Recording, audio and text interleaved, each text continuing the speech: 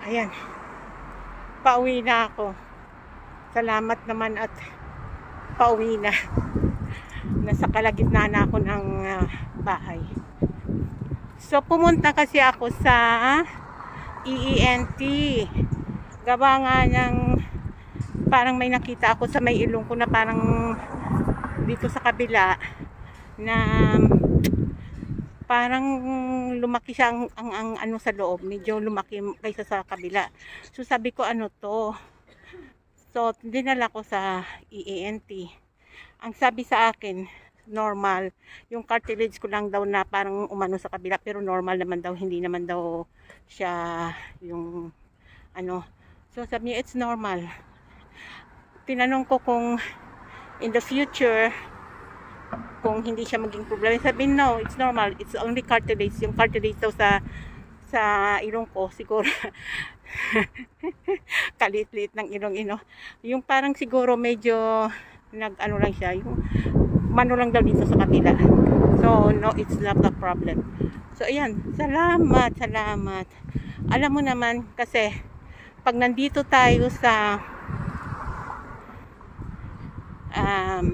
ibang bansa, yung mga check-up kasi dito, lahat ng patingnan natin is libre dahil sa health insurance. So kaya kahit konting diferensya na nakikita mo sa katawan mo, ipa-check mo na hanggat nandito ka, kasi pagdating sa Pilipinas mahal na ang check-up sa Pilipinas, diba? Kaya hanggat dito, kunti lang na mararamdaman, kunting nakikita na parang abnormalities. Akala natin kasi minsan napapraning na tayo. Lalo na tumatanda tayo, diba? Pa-check natin. So ayan, mabuti naman at okay. Hindi siya problema. It's normal.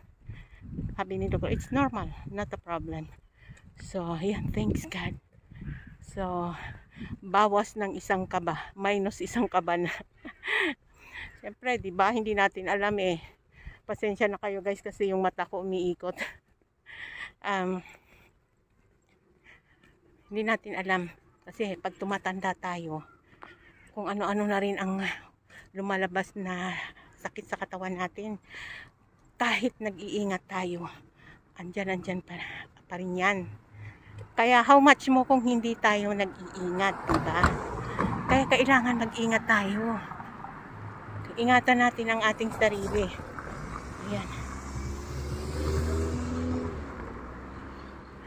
Andito na pala. Kamuntik na akong lumagpas. Dilit ko na ako papuntang amin. Yung dinaanan ko na park kanina.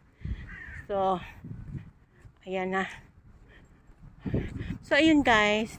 Thank you so much. So, dito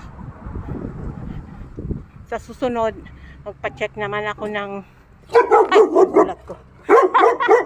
Ang gulat ko sa aso. Ay, naku po.